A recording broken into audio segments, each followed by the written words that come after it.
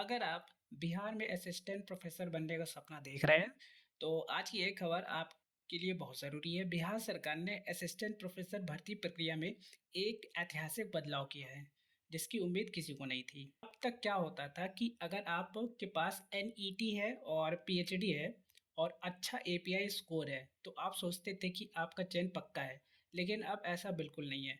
बिहार लोक सेवा भवन द्वारा तैयार किए गए ड्राफ्ट के अनुसार अब सिर्फ डिग्रियां होने से काम नहीं चलेगा। अब आपको एक लिखित परीक्षा से गुजरना होगा और इंटरव्यू बोर्ड के सामने खुद को साबित करना होगा।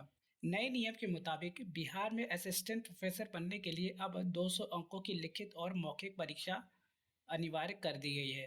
पहला भाग लिखित परीक्षा होगा, इसमें पूरे 175 अंक का होगा। दूसरा इंटरव्यू होगा जो कि 25 अंक का होगा। अब आपके मन में ये सवाल आ रहा होगा कि लिखित परीक्षा कैसे होगी, क्या यह ऑब्जेक्टिव होगा?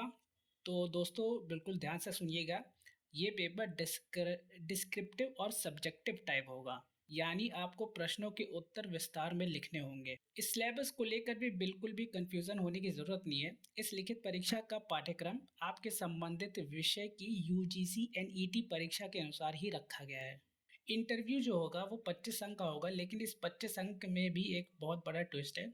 इस 25 अंक में 13 अंक केवल on the spot teaching skill के लिए निर्धारित किया गया है। इसका मतलब यह है कि जब आप इंटरव्यू बोर्ड के सामने जाएंगे, तो वहां सिर्फ आपसे सवाल जवाब नहीं किया जाएगा। आपको इंटरव्यू बोर्ड के सामने एक क्लासरूम की तरह पढ़ाकर दिखाना होगा, टीचिंग डेमो देना होगा। इस पूरी टीचिंग डेमो की वीडियोग्राफी की जाएगी। कैमरे के सामने आपकी टीचिंग स्किल को रिकॉर्ड किया जाएगा ताकि चयन प्रक्रिया पूरी तरीके से पारदर्शिता रहे।